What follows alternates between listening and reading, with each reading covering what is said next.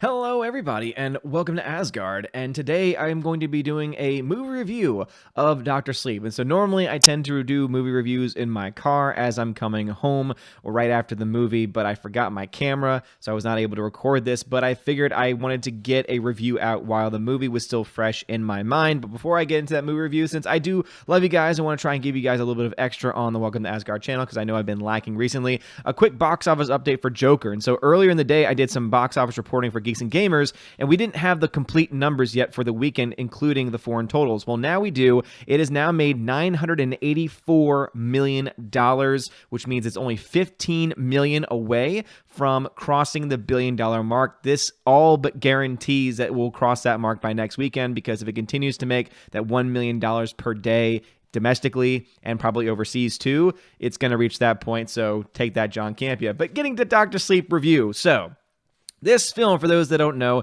is a sequel to the movie version of the original The Shining. So some people, of course, know it based off of the work by Stephen King. This is also based on a work by Stephen King as well, which is a sequel to the story, and it follows the events of Danny Torrance, who is the son of the crazy kooky character from the original Shining, played in an incredible fashion by Jack Nicholson. And I would say, first and foremost, the one thing that I think I have the biggest issue with is the lack of Jack Nicholson in this movie. That's not really spoiling much of anything. He was not promoted as being a part of the film. If you go to IMDb, he's never mentioned, right? And there are certain elements where they tie this into the original movie, which I personally loved. Having not seen the movie in a while, it was really cool to see how they were able to recreate some of the scenes, recreate some of the imagery, and use not even the same exact shots, but almost to recreate it with different actors. That to me was incredible, because it really, if you hadn't seen or didn't know anything about the original movie, then you probably wouldn't be able to tell the difference, right? For people like me who've seen it, and anyone that's a fan of the original, you'll be like, oh, I can tell clearly that's not the same actor. But I think that anyone that maybe is a casual watcher might not be able to tell the difference between the two. So I think that the biggest problem that I have, starting off with the negatives, the biggest problem I have with that is, of course, lack of Jack Nicholson. Obviously, there's only so much you can do because he's up there in years, and I would not want to say, I would not want to have seen an old school. But you know what? Maybe I would have. I don't know. I'm kind of torn on that. I kind of would have liked to see an old school Jack Nicholson show up and be like, "Don't ask me how I've aged in the spirit realm. Don't ask me how that works."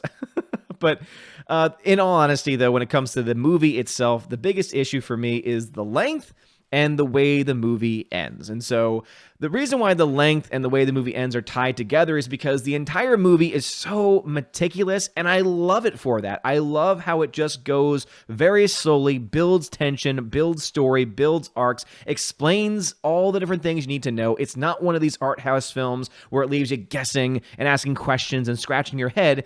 It just slowly over time reveals more and more and more things that I just completely missed when I first saw The Shining. I was like, oh, that's what it is. Oh, that wasn't just, okay, now these are all qualities of Danny, qualities of everything that happened at the hotel all those years ago. All of these things are starting to make sense.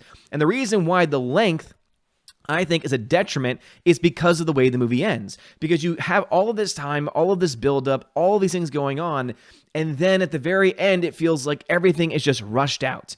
They build up and have this plan. I'm not going to go into too much details with it to avoid spoilers, but they go into this big plan about how to deal with the situation, and it just seems like the buildup is great, and then all of a sudden, boom, it's all done. It's happened.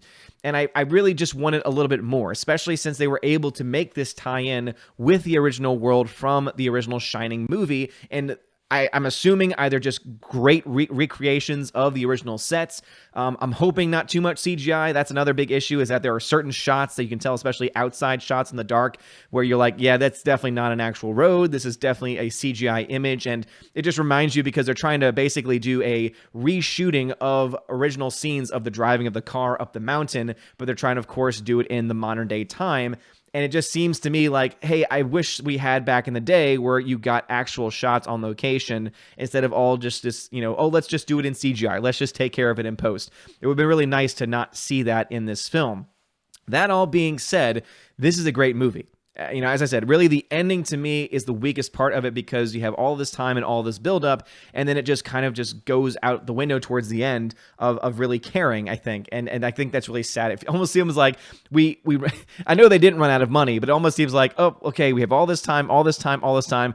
All right, now they want us to end the movie, because if we actually ended the way that it should have been ended, it would have been a 3-hour movie, which personally, I would not have minded. If that ending had been 30 minutes longer to really hash out all the things that happen, I would be okay with that. I honestly would have been okay with that, because I don't mind long films, especially if the length is justified. And the length to me was justified all the way up until the last 15, 20 minutes of the movie, when it just seems like they're rushing all the way through. That all being said, there are some really great things to say about this movie. The acting is absolutely fantastic. Ewan McGregor is always a standout performance here. You also have, what is her last name? I think her last name is Ferguson.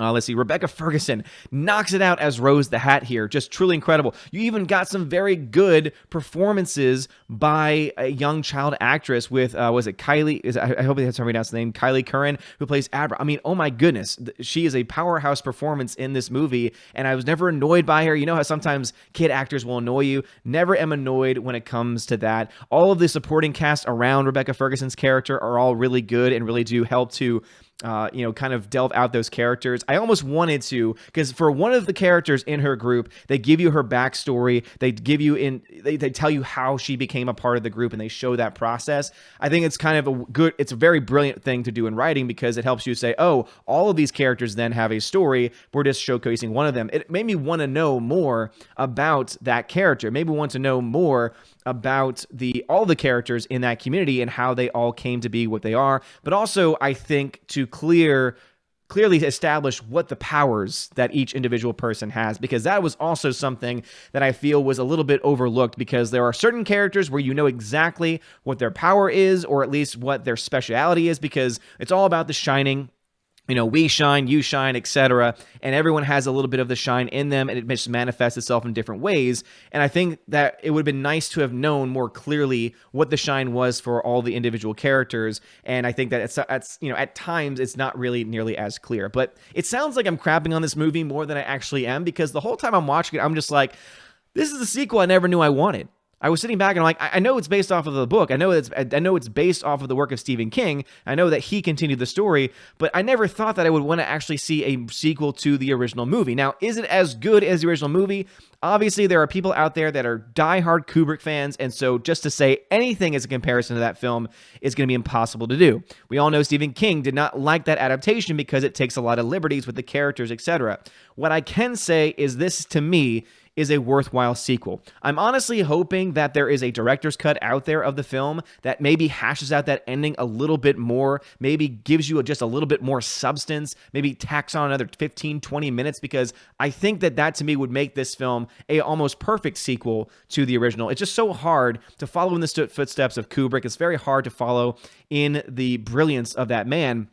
But I think that this is a very worthy addition. I've heard a lot of really mixed things about it. I've heard some people say it's good. I've heard some people say it's bad. And others that say, yeah, it was okay, but I never want to watch it again. I actually would like to watch this again. I actually kind of want to have a movie marathon when this eventually comes out on Blu-ray and 4K. I want to be able to watch both films back to back, because I think that I'd be able to really find even more direct correlations and more direct connections. The throwbacks that they have in the film are really good. So if you like the original film, you'll love the throwbacks to this. And yeah, I mean, I know that Mr. Peabody, who's a good fan of the channel, good friend of the channel, really, and he talked about how it takes elements from a lot of different Stephen King books into the story. And I could definitely see certain aspects, especially with the realm of like powers and the ability to manifest the powers and all the ways that they manifest. But I had not ever read or seen a lot of the other stories that he had mentioned, other than The Shining, of course. So overall, it's a great film. Overall, it's very well done. It's well shot. I feel really bad because I really don't know what to say about the visual quality, because the theater I was in,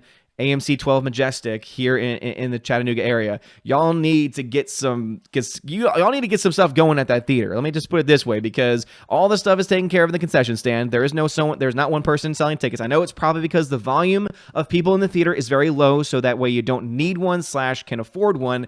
but at the very least, you need to work on your bulbs because the bulb in there was not only dim, but also was flashing. And that's the thing that bothers me the most, when a bulb is clearly about to die, and yet the theaters will go ahead, the ones that don't really have as much volume, they will try and leave the bulb in there longer than they should.